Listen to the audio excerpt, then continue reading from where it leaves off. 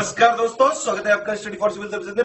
देखिए, study for civil services के छात्र हैं तो ये वाला टेलीग्राम जरूर ज्वाइन करके रखिए। यूट्यूब चैनल में हमारे साथ है तो भी ये वाला टेलीग्राम ज्वाइन करना बहुत ज्यादा जरूरी है। सारे नोटिफिकेशन, सारे अपडेट, सारे मोस्ट इंपोर्टेंट पिक्स, सारा रिवीजन सब कुछ यहाँ पे बताया जाता है। देखिए, ये हमारा एससीएस डेली क्विज चैनल है, इसमें डेली क्विज होती है, बिल्कुल फ्री में, इसको जरूर ज्वाइन कर लीजिएगा। ये हमारा इंस्टाग्राम का पेज है, इसको जरूर फॉलो कर लीजिएगा। Study for civil dot services करके अगर आप इंस्टाग्राम में सर्च करेंगे तो आपको मिल जाएगा। वीडियो के डिस्क्रिप्शन में इसकी लिंक दी हुई। इसमें आप स्टोरी सेक्शन जरूर देखते रहा करिए, प्लस इसमें हाईलाइट्स आते रहते हैं और प्लस पोस्ट आती रहती है, इनको जरूर फॉलो करते रहिए। क्या हाल है साथियों, मैं विकास तोमर आपके अपने ट्रस्ट वाली channel study for civil services पे आज आपके समक्ष लेके आ गए हैं 16 अगस्त का करंट अफेयर हिंदी इंग्लिश दोनों ही भाषाओं में यूपीएससी और अदर स्टेट पीसी एग्जामिनेशन के लिए काफ़ी ज़्यादा इंपॉर्टेंट होने वाला है आज का सेशन। आगे बढ़ने से पहले आप लोगों को बताना चाहता हूँ यूपीएससी और ईपीएफओ का हमारा कंप्लीट पेड ग्रुप या फिर सिर्फ टेस्ट सीरीज का पेड ग्रुप चालू है। ज़्यादा जानकारी के लिए 8564880530 9696066089 पे आप लोग कॉल कर सकते हैं। हमारे जो सोशल मीडिया के हैंडल्स हैं, इंस्टाग्राम पर आप सर्च कर सकते हैं study for civil dot services, यहाँ पे पेड पीडीएफ की फ्री पिक्स आपको दी जाती हैं। इसी प्रकार टेलीग्राम पर भी only current affair, study for civil services और ओनली यूपीएससी आप टाइप करेंगे तो ये सभी फ्री चैनल आप लोग ज्वाइन कर सकते हैं। यहाँ पे आपको पेड पीडीएफ की फ्री पिक्स मिलती रहेंगी।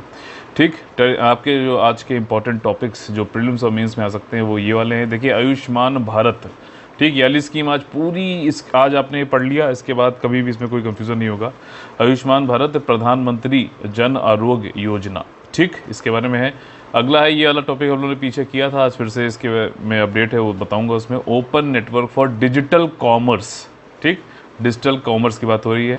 अब देखिए, कर्नाटका में बल्क ड्रग पार्क बनाया जा रहा है, ठीक, विकास होगा इसका बल्क ड्रग पार्क का। इसको भी हम लोगों ने पीछे पढ़ा था, इस पर फिर से अपडेट आया हुआ है तो इसको आज फिर से रिवीजन आपका हो जाएगा और जो अपडेट आया है वो भी समझ में आ जाएगा। ठीक, अभी प्रधानमंत्री जी ने 15 अगस्त को कल ही जो है अनाउंसमेंट किया कि फोर्टिफाइड राइस दिया जाएगा। क्या होता है फोर्टिफिकेशन, क्या है ये स्कीम, सारी चीज़ें देखेंगे। और भारत में जो है एक और खुशखबरी है कि रामसार साइट जो आर्द्र भूमियाँ होती हैं जैसे कि वेटलैंड्स, तो 4 और साइटें जुड़ गई हैं। अब टोटल कितनी हो गई? 46। 42nd जो थी वो थी सोकार करके था ये लद्दाख में। ठीक, तो आप जानते हैं विस्तार से सारी चीज़ें। देखिए, आयुष्मान भारत, ठीक, प्रधानमंत्री जन आरोग्य योजना। अब इसमें आपको ये समझना जरूरी है कि आयुष्मान भारत के 2 पहलू हैं, ठीक, 2 इसके पार्ट हैं। एक तो आपका हो गया हेल्थ एंड वेलनेस सेंटर वाला, ठीक, जो कि एक तरीके से प्राइमरी हेल्थ केयर में आता है। प्राथमिक जो है आपका स्वास्थ्य जो कार्यालय है, जो केयर हैं उसमें आता है। और दूसरा होता है प्रधानमंत्री जन आरोग्य योजना, जिसके बारे में अभी हम लोग बात करेंगे। ये आपका इंश्योरेंस प्रोवाइड करता है, हेल्थ इंश्योरेंस, और दुनिया का सबसे बड़ा ये हेल्थ इंश्योरेंस है। ठीक, अभी क्या है, कंटेक्स्ट क्या है कि हम लोग इसके बारे में बात कर रहे हैं। ये संदर्भ ये है कि भैया आयुष्मान भारत प्रधानमंत्री जन आरोग्य योजना जो है ये सेंट्रल गवर्नमेंट की हेल्थ इंश्योरेंस की स्कीम है। इसमें करीबन अप्रॉक्सीमेटली 20.32 लाख कोविड-19 के टेस्ट और 7.08 लाख जो है ट्रीटमेंट करे गए, एथोराइज किए गए अप्रैल 2020 से लेकर जुलाई 2021 तक। ठीक, और वैल्यू इसमें जो है 2794 करोड़ रुपया टेस्ट और ट्रीटमेंट में दिए गए। तो कोविड से में भी ये आपका आयुष्मान भारत प्रधानमंत्री जन आरोग्य योजना ने भी हेल्प करी है। अब आयुष्मान भारत में के बारे में समझ लेते हैं। ये गवर्नमेंट ऑफ इंडिया, केंद्र सरकार की एक फ्लैगशिप स्कीम है। इसमें रिकमेंड ये किया गया था इसको नेशनल हेल्थ पॉलिसी 2017 की जो आई थी, ठीक है, जिसमें एक और रिकमेंडेशन भी थी कि 2.5% ऑफ द जीडीपी हम करने की कोशिश करेंगे, एक्सपेंडिचर गवर्नमेंट करने की कोशिश करेगी 2.5% ऑफ जीडीपी, सकल घरेलू उत्पाद।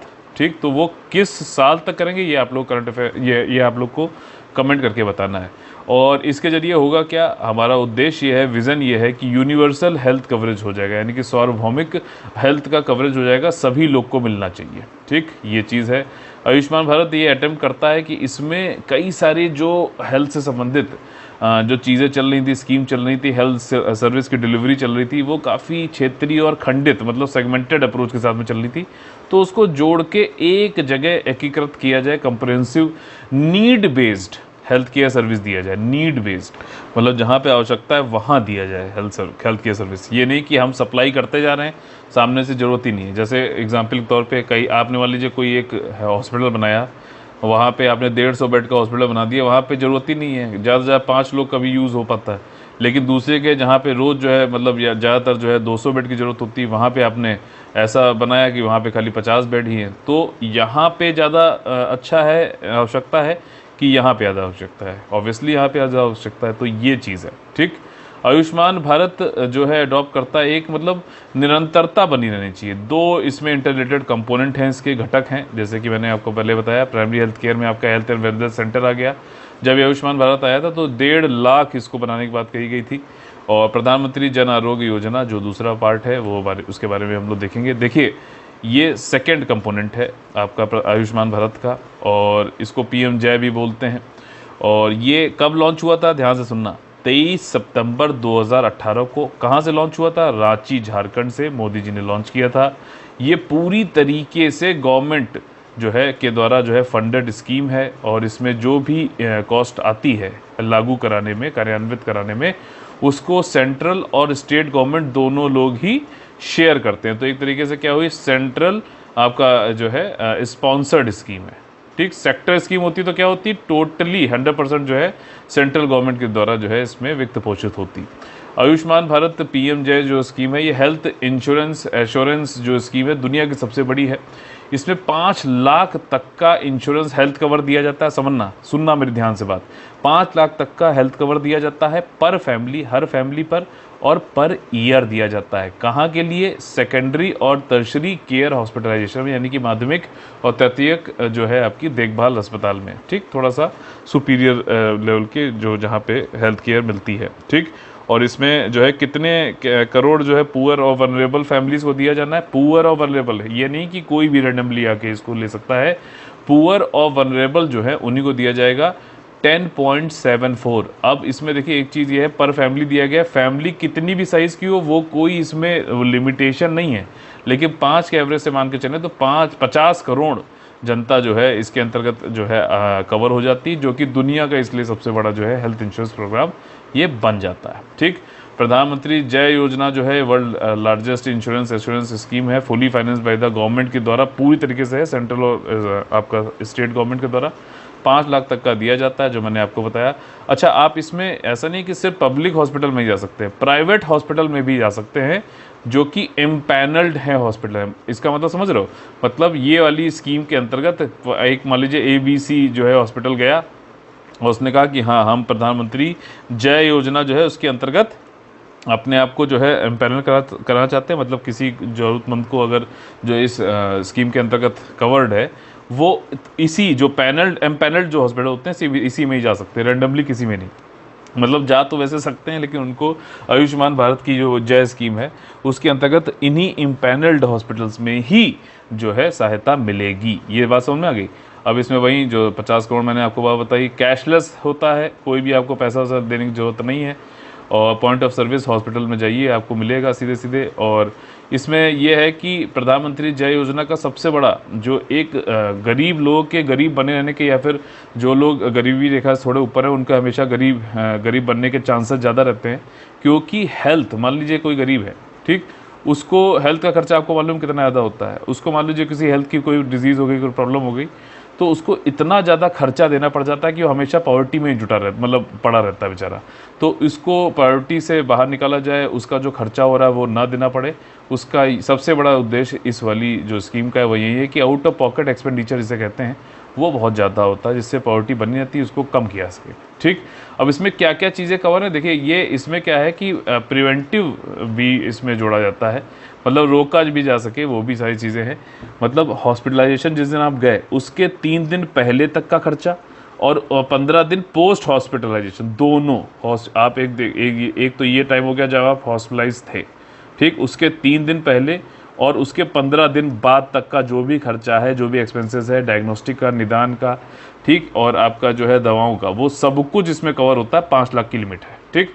कोई रिस्ट्रिक्शन नहीं है इसमें, फैमिली साइज कितना भी हो, एज क्या भी हो, और जेंडर कोई भी हो, ये नहीं कि महिला है तो आप जान नहीं देंगे, ऐसा नहीं हो सकता। और जितनी भी ऑल प्री एग्जिस्टिंग कंडीशन होती हैं वो कवर कर दी जाती है फ्रॉम डे 1, ठीक। पहले से मतलब कोई आपकी जो मान लीजिए कोई डायबिटीज़ का था तो वो चला गया, उसको हालांकि हार्ट की प्रॉब्लम हुई या कोई, तो डायबिटीज़ वाला भी प्री एग्जिस्टिंग कंडीशन है क्योंकि, तो उसको भी कवर किया जाएगा, उसकी मेडिसिन इसमें आपको मिल सकती है, ठीक। पीएम जय के तहत लाभ कवर अगर देखा जाए तो पहले जैसे क्या होता था 30,000 से 3 लाख तक का दिया जाता था, कहीं पे मिलता था कहीं पे नहीं, काफ़ी फ्रेगमेंटेड था, खंडित था प्रणाली, जिसको कि इसने सही कर दिया। और इसने अब जो है कई सारी चीज़ें अपने अंदर जो खर्चे है ये देता है इसके थ्रू, जैसे कि मेडिकल एग्जामिनेशन, ट्रीटमेंट, उपचार कराना, परामर्श लेना, प्री हॉस्पिटलाइजेशन से पहले आपका मेडिकल के जो भी आप चिकित्सा उपभोग वस्तुएं करते हैं, नॉन इंटेंसिव आईसीयू वाली सब कुछ इसमें कवर होता है। निदान हो गया, लेबोरेटरी इन्वेस्टिगेशन हो गए, टेस्ट वेस्ट कराते हैं ना, वो सब भी इसमें कवर हो जाता है। और साथ ही साथ मेडिकल इम्प्लांटेशन सर्विसेज जहाँ भी नेसेसरी होती हैं तो प्रत्यारोपण सेवाएं भी दी जाती है, और आवास एकोमोडेशन बेनिफिट यानी रुकेगा बंदा तो वो भी तो दिया जाएगा। तो इस तरीके से अब मुझे लगता है प्रधानमंत्री जय योजना जो है इससे रिलेटेड सारे फैक्ट इसमें कवर हो गए हैं। आपको कभी रिवाइज करना है या फिर आपको नोट बना तो यहीं बना लो, इसके अलावा और कुछ पूछा नहीं आ सकता। ये वाली स्कीम है बहुत ज़्यादा इंपॉर्टेंट, तो पूछी जाएगी जरूर। तो अगर आपने इसको ढंग से पढ़ा है और मैंने इसको सारी चीज़ें इसमें कवर करी हैं, अगर आपने याद रह गया या आपने रिवाइज किया तो आप जरूर इससे रिलेटेड क्वेश्चन सही कर लोगे। अगला जो हमारा टॉपिक है वो है open network for digital commerce. अब क्या होता है कि ई कॉमर्स आप लोग को पता है, अमेजोन, ठीक, फ्लिपकार्ट, ठीक है ना, ऐसे ही जो है रिलायंस का भी आया हुआ है, जियो मार्ट नाम से है शायद। तो अब इसमें क्या होता है कि ये सब प्लेटफॉर्म अलग अलग हैं प्राइवेट के। तो इसमें जो लोग जुड़े हुए हैं, मान लीजिए कोई सेलर है, दुकान वाला है, वो बेचना चाहता है सामान, ठीक, तो वो जुड़ा हुआ है, तो आपको इसी वाले प्लेटफॉर्म पे जाना है और आप बायर हैं, आप जाके तभी इसी पे खरीद सकते हैं जो भी सामान यहाँ पर है, ठीक। अमेजोन पे, फ्लिपकार्ट पे भी ऐसा ही है, जियो पे भी ऐसा ही है, जियो मार्ट पे भी, ठीक। लेकिन यहाँ पे क्या बात कही जा रही है कि open network for digital commerce, ऐसा कुछ करना है जैसे कि यूपीआई में होता है। यूपीआई में क्या है, आपके पास बैंक अकाउंट है, मान लीजिए किसी बैंक में, एसबीआई में है, ठीक, आप चले गए फ़ोन पे के पास में या फिर गूगल के पास में, ये सब भीम यूपीआई में चले गए, आपने वहाँ पे उसको कर लिया, ठीक है, यूपीआई अपना एड्रेस बना लिया एक नया। अब आप एसबीआई में आपका अकाउंट था वो ठीक है, लेकिन अब यहाँ से आप हर जगह इसी यूपीआई के एड्रेस से आप जो है खरीद फरोख्त कर सकते हो। तो वैसे ही जो है आपका एक अलग से ओपन प्लेटफॉर्म दे दिया जाएगा, जिसमें कि बायर हो, सेलर हो, वो सब जुड़ जाएंगे। वहीं से आपको कोई सामान लेना है तो आपने वो लिख दिया, मान लीजिए कोई शूज़ लेने हैं, लिख दिया, तो वो वहाँ से क्या होगा कि बायर चाहे अब वो अमेजोन पे हो, चाहे फ्लिपकार्ट पे हो, चाहे जियो पे हो, सब कुछ आपको यहीं पे दिखाई देगा, ओपन नेटवर्क हो जाएगा और आप जो है वहाँ से फिर सामान खरीद सकोगे। यही बात यहाँ पे डिजिटल कॉमर्स को ओपन नेटवर्क बनाने की बात की जा रही है। इसका मतलब कि ये है कि सभी लोग को फ़ायदा हो, सभी लोग उस नेटवर्क पे आ सकें, बाय और सेलर आएँ और ख़रीदें अपना। कोई ये नहीं कि हम अमेजोन पे एक चीज़ जो है वहीं पे ही ले पाएँ, ठीक है ना, कोई भी आ सकता है। जैसे कि www है, वर्ल्ड वाइड वेब होता है, वो ओपन नेटवर्क है, ठीक, कोई भी आता है, आप अपना जो है सर्च करके वेबसाइट पे जा सकते हो, है ना, किसी कोई रोक टोक तो है नहीं कि भैया आपने जियो का अगर इंटरनेट लिया तो आप नहीं जा सकते हो, ऐसा तो नहीं होता ना। तो वैसे ही यहाँ पर भी है कि बायर सेलर आइए और अपना जो है आप ओपन नेटवर्क है, अपना रजिस्ट्रेशन कराइए, कोई भी आके यहाँ पे खरीद सकता है, फिर अपना बेच सकता है। ये वाली चीज़ ही यहाँ पे करनी है और इसके लिए जो है प्रमोशन, इसका ये इनिशिएटिव किसका है, अब इसमें फैक्ट देख लेते हैं। Department for promotion of industry and internal trade, ये किसके अंतर्गत आएगा, मिनिस्ट्री ऑफ कॉमर्स के अंतर्गत आएगा, ठीक। ये पहला ऐसा ग्लोबली पहला ऐसा जो इनिशिएटिव है, डिजिटलाइज करना चाहता है ओपन प्लेटफॉर्म पे, और प्लेटफॉर्म सेंट्रिक, ताकि ना रहे बंदा कि अमेजोन पे जाना पड़ेगा तभी आप खरीद पाओगे। जैसे यूपीआई काम करता है वैसे ही है, इसमें एनेबल कर देगा, बायर और सेलर जाओ, डिजिटली विजिबल हो सकते हैं, ट्रांजैक्शन करो अपना आराम से, कोई भी प्लेटफॉर्म हो, कोई भी एप्लीकेशन हो, उससे फ़र्क नहीं पड़ता है, ठीक। मतलब समझ में आ गई ना चीज़, कंज्यूमर, और मतलब इसमें साइलोस वाली जो चीज़ थी कि फ्लिपकार्ट वाला है तो फ्लिपकार्ट पे ही बायर और सेलर खाली कर सकता है, वो बायर जो सेलर है वो अमेजोन पे नहीं जा सकता, या फिर मतलब ये सारी चीज़ें ख़त्म हो जाएंगी। तो ये आप कहिए। और साथ ही साथ एक बड़ा इसमें पहलू ये है कि ओपन नेटवर्क तो है, लेकिन इसका मतलब ये नहीं कि आपकी प्राइवेसी या फिर जो आपकी कॉन्फिडेंशियल जो डेटा होता है, आपका बैंक से संबंधित हो, आपकी डेमोग्राफिक्स से संबंधित हो, जनसांख्यिकी से संबंधित जो भी हो, उसकी गोपनीयता, कॉन्फिडेंशियलिटी भी बनी रहेगी। अगर ये नहीं होगा तो फिर लोग जाएंगे ही नहीं, है ना। एक उन लोग को रहेगा ना, डर लगा रहेगा कि यार हमारा डेटा निकल जाएगा, हमारे अकाउंट की डिटेल निकल जाएगा, हमारा पैसा चोरी हो जाएगा। तो उसका भी यहाँ पे ख्याल रखा जा रहा है। और टोटली जो ये वाला ओपन नेटवर्क डिजिटल कॉमर्स का बना जाएगा, ये इंफॉर्मेशन टेक्नोलॉजी एक्ट जो है 2000 का, इससे कंप्लायंट होगा। और साथ ही साथ जो आने वाला अभी बिल है, आगे हो सकता है एक्ट बन जाएगा, पर्सनल डेटा प्रोटेक्शन बिल, उसको भी ये पूरी तरीके से कंप्लायंस करेगा, अनुपालन करेगा। ऑब्जेक्टिव वही है स्पेशल अटेंशन दिया गया। स्मॉल और मीडियम प्लेयर जो है उनको सबको मौका दिया जाए भाई। इसके लिए जो है जागरूकता लोगों को करा जाए, एजुकेट किया जाए, इंकरेज किया जाए कि भैया आओ यहाँ पर और अपना खरीद फरोख्त करो, बेचो, खरीदो। ठीक, ये चीज़ है। ओवर टाइम जो है इसको इवॉल्व करके टेक्नोलॉजी को और डालते हुए इस सिस्टम को और आगे बढ़ाना है। समझ में आया? तो एक तरीके से जो मार्केट है उसको जो है ऐसा नहीं है कि कुछ ही प्लेयर्स मोनोपोली यहाँ पे कर जाएं, सबको मौका मिले, ये यहाँ पे किया जा रहा है। इससे क्या होगा? कंपटीशन बढ़ेगा और फाइनली कंज्यूमर को फ़ायदा होगा। ठीक, ये चीज़ है। अगला जो हमारा टॉपिक है वो है कर्नाटका में बल्क ड्रग पार्क का विकास किया जाएगा। कहाँ पे? कर्नाटका में किया जाएगा। ठीक, अब ये जो है आपका जीएस पेपर 2 में ही आएगा। और अभी कर्नाटका में ने जो है सेंट्रल गवर्नमेंट से अप्रूवल मांगा कि भैया बल्क ड्रग पार्क हमारा यादगीर डिस्ट्रिक्ट में बनाने को दिया जाए। मैप में जाए खोलिए और देखिए कहाँ पे यादगीर, उसके आसपास की चीज़ें क्या हैं, कौन सी नदी निकलती है, ये सब देखना पड़ेगा आपको। और अंडर द सेंट्रल एक गवर्नमेंट जो है स्कीम चला रही है, promotion of bulk drug scheme, उसको जो है उसी के अंतर्गत कर्नाटका ने मांगा है। अब आपके दिमाग में ये क्वेश्चन आ रहा होगा, भैया ये बल्क ड्रग है क्या? ये क्या बार बार बल्क ड्रग बोल रहे हो? क्या मतलब बहुत बड़ी ड्रग है क्या? मतलब ड्रग यहाँ पे ध्यान रखना मेडिसिन से संबंधित बात हो रही है, वो वाली ड्रग्स चिलम और वो सब की बात नहीं हो रही है। ठीक है, मैरिजुआना क्या होता है वो जो भी है, तो ये चीज़ है। तो बल्क ड्रग जो है आपका एपीआई, ये एक इस तरीके से होता है कि जैसे इसको एक्टिव फार्मास्यूटिकल इंग्रेडिएंट भी बोलते हैं। मतलब कोई दवाई आपको बनाना है, जैसे मान लीजिए आप लोग लेके आते हो क्रोसिन लेके आते हो या पैरासिप लेके आते हो, तो इन सब में एक जो सबसे महत्वपूर्ण इंग्रेडिएंट है वो क्या है? पैरासीटामोल। ठीक, तो आपको ये क्या है कि ये तो इस वाली ड्रग में होना ही चाहिए। अगर पेन किलर आपको लेना है तो उसमें आपका पैरासीटामोल एक्टिव फार्मास्यूटिकल इंग्रेडिएंट है ये नहीं होगा तो फिर क्या फ़ायदा? अब इसके साथ में कुछ कॉम्बिनेशन जो है फॉर्मुलेशन कुछ बनाते हैं, बात अलग है, लेकिन ये तो होगा ही होगा। ये अगर इसको बहुत आसान भाषा में अगर आपको बोलूँ तो भिंडी की सब्जी पे भिंडी नहीं हुआ तो फिर क्या हुआ? समझ में आई ना बात? तो मतलब उसमें आप उसको और चटपटा सटपटा जो भी करना चाहो कर लो, लेकिन वो मतलब कहते हैं क्रिस्पी भिंडी लाओ, ये ओकरा, ये भिंडी, वो वाली भिंडी, भरवा भिंडी, घरवा भिंडी, जो भी है, लेकिन उसमें एक्टिव मतलब फार्मास्यूटिकल जो इंग्रेडिएंट है वो भिंडी ही रहेगा। मेरी बात समझ में आ गई ना? ये चीज़ होती है आसान भाषा में समझाने का, ये मेरा इसमें तात्पर्य था। तो आपको यहाँ पे वो चाहिए तो उसी को बल्क ड्रग बोल लो या फिर एपीआई बोल लो। अब इसको हम क्यों बढ़ावा देना चाहते हैं? ठीक, अच्छा, एक चीज़ ये हो गया आपका एपीआई होता है, ये हम लोग पहले कर चुके हैं जनवरी फरवरी में, अगर आप लोग को याद हो तो। एपीआई के साथ साथ दो चीज़ें और होती है, केएसएम और डीआई।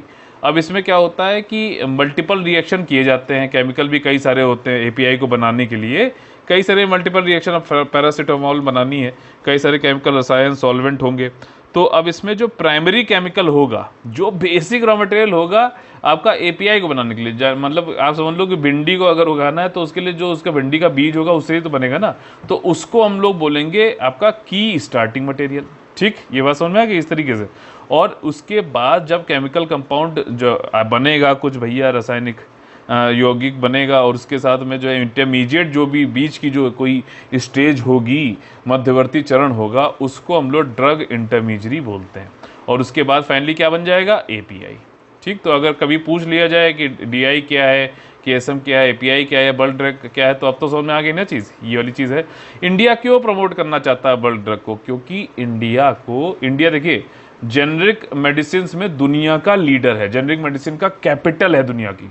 ठीक, ये जो है मेडिसिन साइंस फ्रंटियर जो है आपका जो है डॉक्टर्स विदाउट बॉर्डर्स जिसको कहते हैं, ये एक एनजीओ है। ये यूपीएससी को पूछ भी चुका है, प्रीवियस क्वेश्चन उठा के देख लो अगर नहीं पढ़ा तो ठीक, तो ये भी कहती है कि भाई ये ज़्यादातर जो है अफ्रीका में दवाइयाँ ववाई देती, तो कहाँ से लेती, कहाँ से खरीदती, कहाँ से? इंडिया से खरीदती। अब जेनरिक मेडिसिन बनाने के लिए, जेनरिक मेडिसिन क्या होता है? अच्छा देखो, एक होता है पेटेंट मेडिसिन, जो बड़ी बड़ी कंपनियाँ होती हैं वो काफ़ी महंगी होती हैं, same formula, same efficacy, same प्रभावकारिता के साथ में उसका जो सस्ता वर्जन, क्योंकि इसमें रिसर्च का पैसा पेटेंट की कंपनियों के द्वारा नहीं खा रहे हैं हम लोग क्या कर रहे हैं? सेम फार्मूला बना रहे हैं, सेम प्रभावशाली है वो। ठीक, उसको हम लोग कहते हैं जेनरिक मेडिसिन। उसका एक तरीके से कॉपी बना दी और सिंपल जो है कम पैसे में, तो उसको जेनरिक मेडिसिन कहते हैं, और यही फिर ज़्यादातर पब्लिक इंटरेस्ट में काम आती है। लेकिन इस ड्रग को बनाने के लिए भी तो एपीआई चाहिए, और एपीआई भारत जो है डिपेंडेंट है, भारत में बनता नहीं है ज़्यादा। ये कहाँ बनता है? चाइना। ठीक है ना, और चाइना से हमारे रिश्ते आपको पता है कि वंडरफुल चलते रहते हैं। तो इसलिए जो है हम डिपेंडेंसी अपनी हटाना चाहते हैं। हम वैसे भी आत्मनिर्भर भारत की तरफ बढ़ रहे हैं, हम सेल्फ सफिशिएंट होना चाहते हैं। जो भी इंपोर्ट हम ऐसे इंपोर्ट करते हैं जिसका हम लोग विकल्प भारत में बना के हम एक्सपोर्ट मतलब इंपोर्ट कम कर सकते हैं, आयात कम कर सकते हैं, उस पर हम लोग काम कर रहे हैं। कल आप लोगों ने देखा 15 अगस्त को मोदी जी ने कहा कि अभी तो 75वां साल है हमारा, जब 100 साल हों तो हम लोग को इस तरीके से 100 साल खाली सेरेमनी बनाना नहीं है, हमें ऐसा करना है कि हम पूरी तरीके से आत्मनिर्भर बन चुके हों 100 साल जब हों। ठीक, तो अगले 25 साल जो है उन्होंने इसको क्या बोला, अमृत काल होना चाहिए। ठीक है ना, और इसके लिए सभी को जुटना चाहिए। अब उन्होंने बोला है सबका साथ, सबका विकास, सबका जो है विश्वास था, अब उन्होंने कहा है सबका प्रयास भी होना चाहिए। तो ध्यान रख लेना, मतलब स्टेट पीसी एग्जाम में ये भी पूछ सकते हैं कि भैया बताइए पी से क्या है, तो ये वाली बात है। और इंडिया जो है दुनिया का लार्जेस्ट फार्मास्यूटिकल बनाता तो है, 3rd लार्जेस्ट है वॉल्यूम में अगर देखा जाए तो, ठीक, और largest one of the largest pharmaceutical industries भी हैं। लेकिन एपीआई चाइना से लेना पड़ता है, चाइना से हमारे रिश्ते अच्छे नहीं रहते हैं, उनसे हमारी डिपेंडेंसी हम हटाना चाहते हैं। कोविड के टाइम पे हमें देखा भी कि जब जेनरिक मेडिसिन हम चाइना शट डाउन हो गया, एपीआई में मिला नहीं, तो हम मेडिसिन कहाँ से बना पाएंगे, तो हम नहीं बना पाए थे, तो कोविड पेंडेमिक में कई लोगों को दिक्कत भी हुई। ठीक, और हमारे जो है बॉर्डर कॉन्फ्लिक्ट भी चलते रहते हैं, तो इसलिए हम अपना उनसे अपने डिपेंडेंसी हटा चाहते हैं। बल्क ड्रग पार्क होता क्या, अब देखो बल्क ड्रग सब में आ गया, एपीआई सब में आ गया, केसीएम सब में आ गया, डीआई सब में आ गया, क्यों बना रहे हैं वो भी सब में आ गया। लेकिन ये पार्क का क्या मतलब है, क्या इसकी खेती करेंगे क्या हम, नहीं, हम जो है यहाँ पे एक इंडस्ट्री लगाएंगे, फर्म लगाएंगे, सारी चीज़ें जितनी भी हो सकती है वो सारी चीज़ें, treatment plant, common waste management system, सब कुछ, बिजली एक जगह कर देंगे कि भैया आओ अपनी अपनी इंडस्ट्री लगाओ, ये पार्क बना रहे, कई सारी इसमें वो होंगी इंडस्ट्रीज, कई सारी कंपनी आएंगी और बल्क ड्रग बनाएंगी। ये एरिया बल्क ड्रग बनाने के लिए जो है पूरा ऑर्गेनाइज किया जा रहा है। इलेक्ट्रिसिटी, पानी, सुरक्षा, सब कुछ, कॉमन वेस्ट मैनेजमेंट, सब कुछ यहीं पे दिया जाएगा। एक तरीके से फैसिलिटेशन किया जा रहा है, ईज ऑफ डूइंग बिजनेस किया जा रहा है। बात समझ में आ गई, ये चीज़ है। अब इससे जो है कम्पिटिटिवनेस भी बढ़ेगी, डोमेस्टिक बल्क इंडस्ट्री भी अच्छी होगी हमारी, और कॉमन इंफ्रास्ट्रक्चर बनेगा भैया, सबके लिए जो है समान रूप से हम प्रोवाइड करेंगे इंफ्रास्ट्रक्चर, और ग्रांट इन एड भी मिलेगी, 70% तक की ग्रांट इन एड मिलेगी, जो भी कॉमन फैसिलिटीज़ हैं। ठीक, जो भी कॉमन फैसिलिटीज़ जैसे दिया जा रहा है, जैसे कॉमन आपका बताया गया था ना, वेस्ट अपशिष्ट का जो प्रबंधन करना है, तो उसके लिए एक बार अनुदान दिया जाएगा 70% तक। 100 रुपये का लग रहा तो 70 रुपये जो है गवर्नमेंट दे देगी। लेकिन यही संख्या जो है 70 से बढ़कर 90 हो जाती है हिमाचल प्रदेश और दूसरे जो हिली स्टेट्स हैं, ध्यान रखना ये बहुत जरूरी है। और सेंटर ये भी प्रोवाइड करेगा, मैक्सिमम 1000 करोड़ रुपये देगा पर पार्क में। ये भी पूरी चीज़ समझ में आ गई, एक भी कोई गलती तो नहीं होगी ना अगर क्वेश्चन पूछ लिया जाए तो। ठीक, अगला जो है हमारा टॉपिक है वो प्रधानमंत्री जी ने हमारे 15 अगस्त को फिर से बोला, इससे पहले जो है निर्मला सीतारमण जी ने बजट में भी इसको बोला था, इससे पहले FSSAI जो है वो एक स्कीम में भी इसने बताया था कि हम लोग राइस को फोर्टिफाई करके, मोदी जी ने बोला जितनी भी स्कीम में राइस मिलता है, प्रोवाइड किया जाता है जनता को, वो सब राइस फोर्टिफाइड मिलेगा। अब आप सोचोगे फोर्टिफाइड क्या चीज़ है, किलाबंदी कर दे, किलाकरण कर देंगे, क्या करेंगे। देखो इसका आसान एग्जाम्पल जो है वो है आयोडीन नमक। ठीक, जो नमक क्या होता है, NaCl मतलब सोडियम क्लोराइड, इसको हम फोर्टिफाई कर देते हैं, मतलब इसमें कुछ जो है हमारे मतलब ये हम लोग खाते हैं सभी लोग यार, ठीक है, लेकिन अब इसमें आयोडीन की कमी की वजह से क्या है कि पहले आप लोगों ने देखा होगा गोइटर हो जाता था लोगों को, घेगा इसको कहते हैं, गला वाला फूल जाता था, तो नमक में ही फोर्टिफाई करके आयोडीन डाल दिया गया एक तरीके से, जो इस न्यूट्रेंट जो था माइक्रोन्यूट्रेंट ये इसमें बढ़ा दिया गया, जिससे कि जो कमी हो रही थी पहले हमारे खान पान में वो कंप्लीट हो गई। तो अब जब देखा जा रहा है कि हमारे भारत में महिलाओं को और बाकी जो एडल्ट्स एंड जो हमारे युवा जो है बच्चियां हैं, उन सबको आयरन की कमी बहुत होती है। ठीक है ना, इसकी वजह से क्या होता है, अनेमिया हो जाता है, ठीक है ना, दर्द होता रहता है जो है जोड़ों में, आपका जो हड्डियों में, ये अनीमिया की वजह से होता है, थकान वकान सर फटीक सा रहता है। तो ये आयरन की कमी है कम, मतलब कमी होती है, तो उसको जो है हम पूरा राइस में ही अगर डाल दें, क्योंकि राइस की खपत बहुत होती है यार भारत में, मतलब ये एक एवरेज के देखा जाए तो महीने में 6.5 किलो जो है एक आदमी खा जाता है, एक आदमी औरत जो भी है वो महीने में खा जाता है राइस। तो राइस में ही अगर फोर्टिफाई कर दिया जाए तो ये जो कमियां हैं माइक्रोन्यूट्रिएंट जो हमें नहीं मिल पाते हैं हमारे भोजन से, वो मिलने लग जाएंगे। इसी को ही कहते हैं आपका फोर्टिफिकेशन। अब देखो फोर्टिफिकेशन भी दो तरीके के होते हैं। ये हुआ फूड फोर्टिफिकेशन, समझना मेरी बात, ये चीज़ पे लिखी नहीं, अलग से बता रहा हूँ। राइस इसको अगर हम कर रहे हैं तो ये ऑलरेडी था, हम इसको डायरेक्टली भी खा सकते हैं, तो ये खाद्य एक तरीके से पदार्थ है, तो ये फूड फोर्टिफिकेशन हुआ। अगर इसको हम कह सकते हैं जैव फोर्टिफिकेशन भी, बायो फोर्टिफिकेशन भी, अगर जब हम राइस को उगा रहे हैं तभी हम कोई ऐसी सीड वीड बना दें जिसमें ऑलरेडी आयरन का कंटेंट बढ़ जाए। जैसे आप लोगों ने शायद सुना होगा कि ब्लैक व्हीट एक होता है, काले रंग का होता है गेहूं, ठीक, तो उसमें जिंक को जो है ऑलरेडी बहुत ज़्यादा उसमें हो जाता है, तो हम उसको क्या है कि जब उगा रहे हैं तभी उसको फोर्टिफाई कर दे रहे हैं, तो वो क्या कहलाता है, जैव फोर्टिफिकेशन या फिर बायो फोर्टिफिकेशन। समझ में आया? बस ये चाहिए चीज़ कि एक चीज़ अगर आप पढ़ो तो उससे रिलेटेड जितनी भी सारी चीज़ें सब कुछ समेकित करके एक जगह आपको जो है बता दिया जाए, ताकि आप इसको पढ़ के फिर आपको कहीं और देखने की जरूरत ना पड़े, बस उसको रिवाइज करना पड़ेगा। अब चलिए कुछ फैक्ट्स देख लेते हैं। देखिए यहाँ पर एक स्कीम मोदी जी ने तो अनाउंस कर दिया। स्कीम वैसे कौन सी चल रही है? पब्लिक डिस्ट्रीब्यूशन सिस्टम जो पीडीएस हमारा चलता है, मिड डे मील स्कीम चलती है। 2024 तक मोदी जी ने कहा है कि सारी राइस को जो है हमें जो भी प्रोवाइड किया जाता है उस सबको, माल न्यूट्रिशन जो है, एनीमिया, इन सब से निपटने के लिए, कुपोषण से निपटने के लिए राइस को फोर्टिफाई करके हम प्रोवाइड करेंगे 2024 तक। फोर्टिफिकेशन क्या है? एफएसएसएआई ने इसकी डेफिनेशन दी है, वही सारी चीज़ें हैं कि कुछ कंटेंट इसमें माइक्रोन्यूट्रिएंट मिला दिए जाते हैं ताकि जो है न्यूट्रिशनल उसकी पोषक क्षमता बढ़ जाए, पब्लिक हेल्थ बेनिफिट हो, हेल्थ को नुकसान कम हो। ठीक, एफएसएसएआई ने बताया है 1 किलो फोर्टिफाइड राइस के लिए हमें कौन कौन सी चीज़ें जरूरत होती है। अब ये देखो बहुत बहुत ज़्यादा इंपॉर्टेंट है। ठीक, राइस के लिए जो है बोला है आयरन मिलाओ, ठीक, फोलिक मिलाओ, फोलिक एसिड मिलाओ, ठीक है, आपका जो है विटामिन B12, फोलिक एसिड आपने वैसे भी सुना होगा, प्रेग्नेंट वीमेंस को बोलते हैं कि खाइए, खाना चाहिए, और विटामिन B12 बताना खाना चाहिए। अच्छा, ये जितने भी विटामिन बी वाले आएंगे ना, इनके नाम भी कुछ होते हैं, ठीक, नियासिन और इस करके, वो नाम आप लोग कमेंट बॉक्स में लिखना है। ठीक, विटामिन B12 करना है। राइस के साथ ही in addition to rice fortified जो होगा उसमें माइक्रोन्यूट्रिएंट भी उसमें कुछ कुछ डालेंगे, जैसे कि zinc, vitamin A, vitamin B1, vitamin B2, vitamin B3, vitamin B6 पर केजी में। ठीक, इसका सिग्निफिकेंस वही है।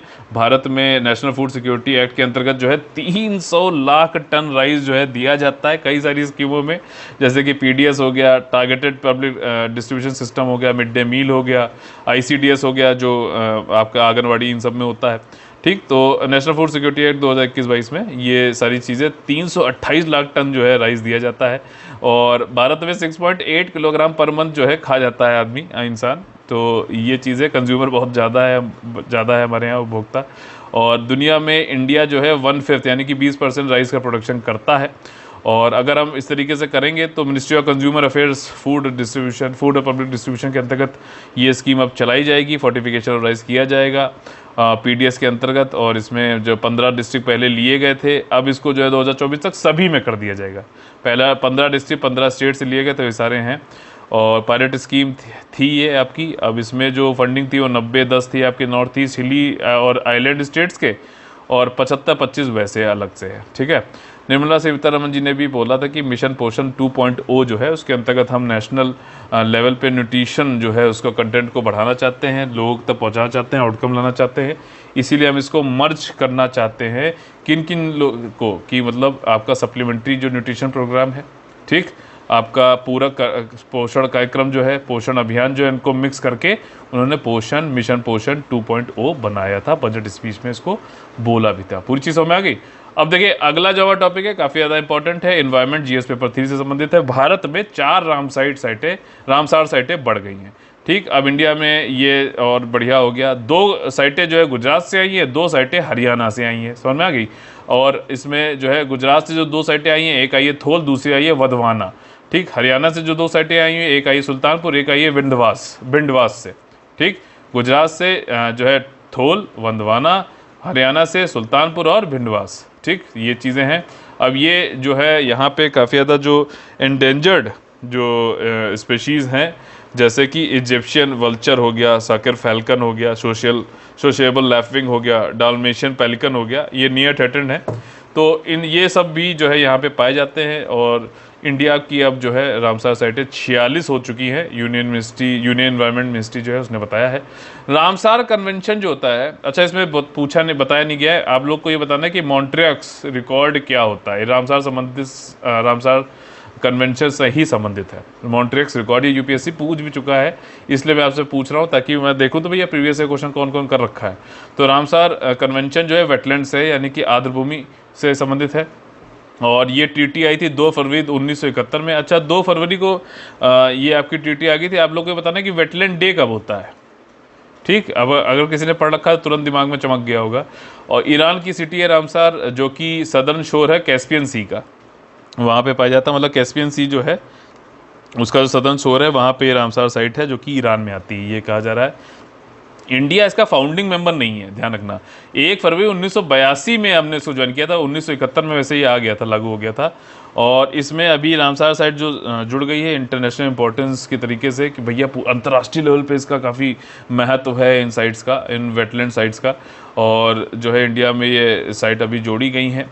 जो एम है, जो उद्देश्य है आर्द्रभूमियों को इसमें लाने का, वो यही है कि भैया ये बहुत ज़्यादा इसमें जैव विविधता होती है ग्लोबल लेवल की। अब जो ये ऊपर मैंने आपको पक्षियों के नाम बताए थे, ये ऐसा नहीं कि भारत में बाहर से भी आती हैं, ठीक। और जो आर्द्रभूमियाँ होती हैं, वेटलैंड्स होते हैं, ये ह्यूमन लाइफ के लिए भी बहुत ज़्यादा इंपॉर्टेंट है। कैसे?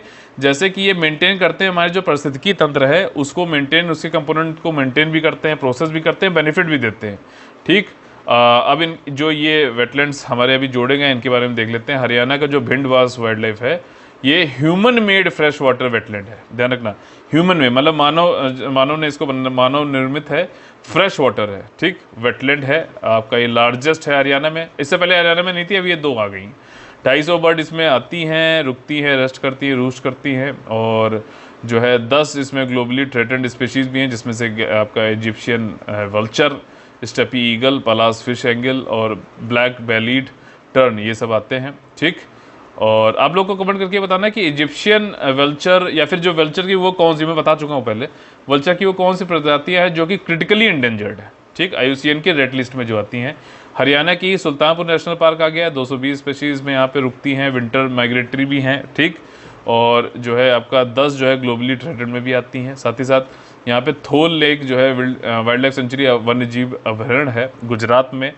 और ये सेंट्रल एशियन फ्लाईवे में है। सेंट्रल एशियन जो कंट्रीज़ हैं, कजाकिस्तान, आपका तुर्कमेनिस्तान, तजाकिस्तान, यहाँ से फ्लाईवे ऐसे करते हुए जाती हैं, तो इसको सेंट्रल एशियन फ्लाईवे बोला जाता है।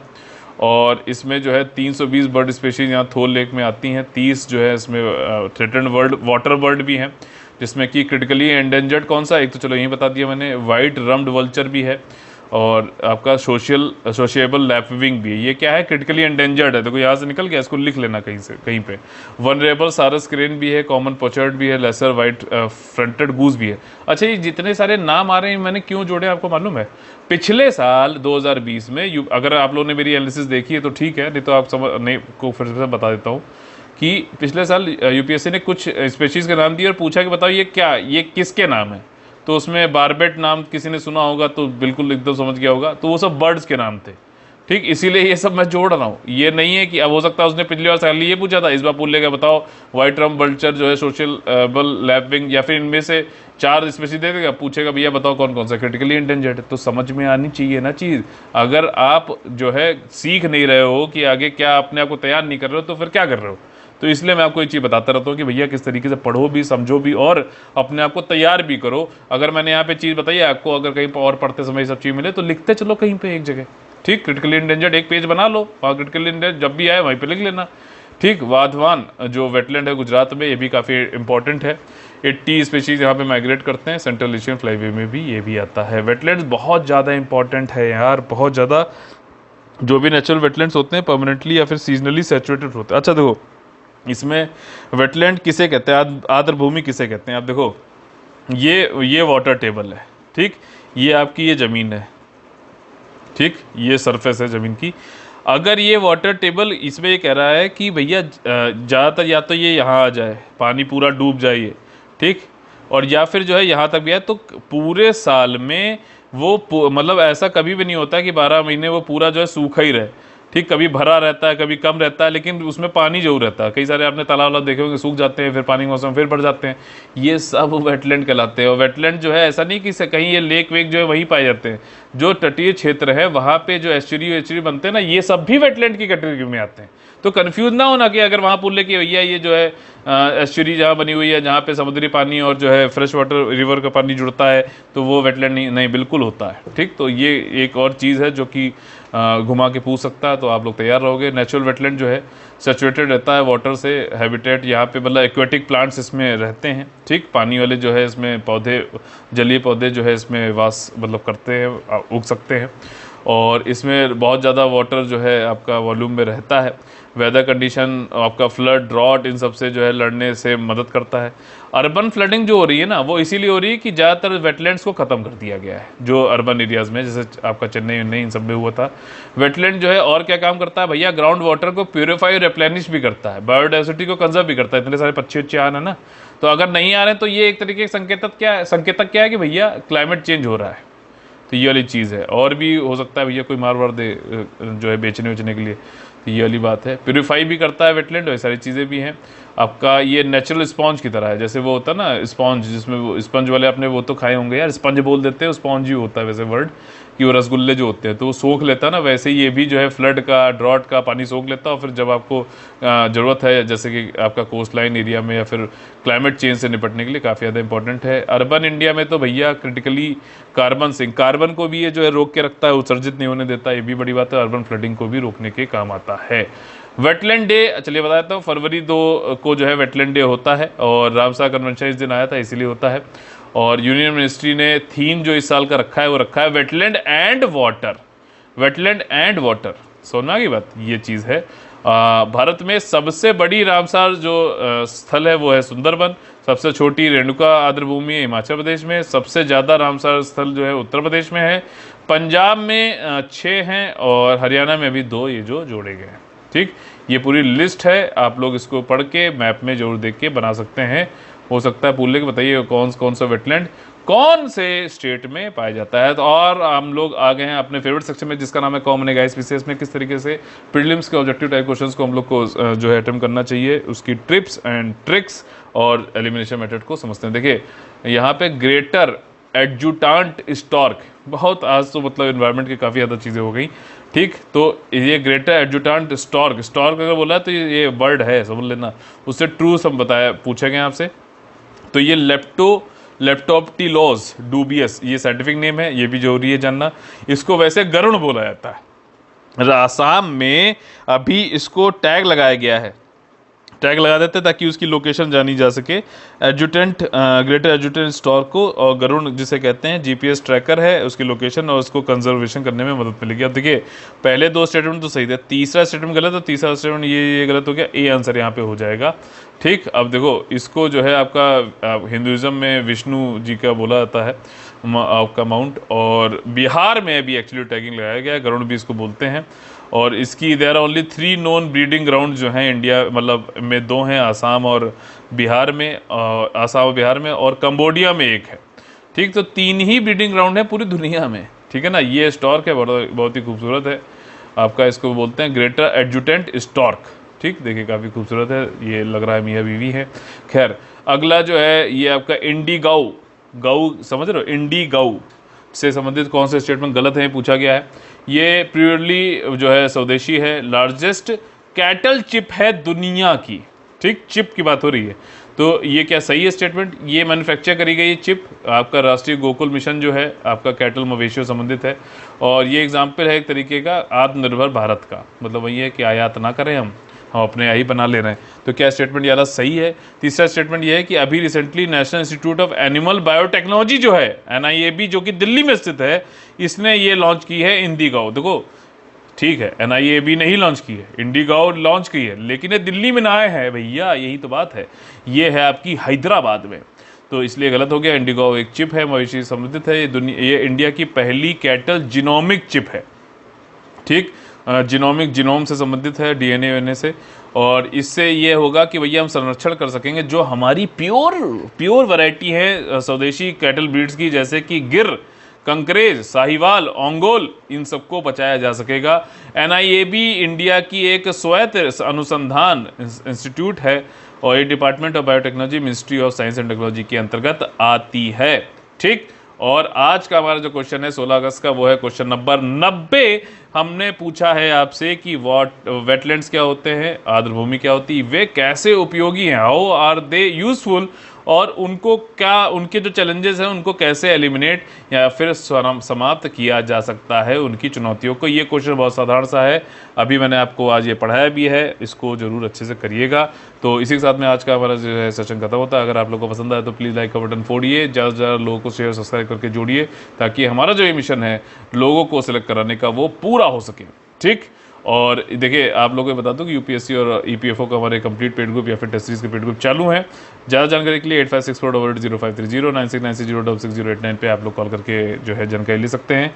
चलिए, कल फिर से मुलाकात होगी सुबह 10 बजे, तब तक के लिए आप लोग से लेते हैं अलविदा। खूब पढ़िए, मेहनत करिए, सुरक्षित रहिए। जय हिंद, जय Bharat, all the very best है। वंदे वंदे मातरम।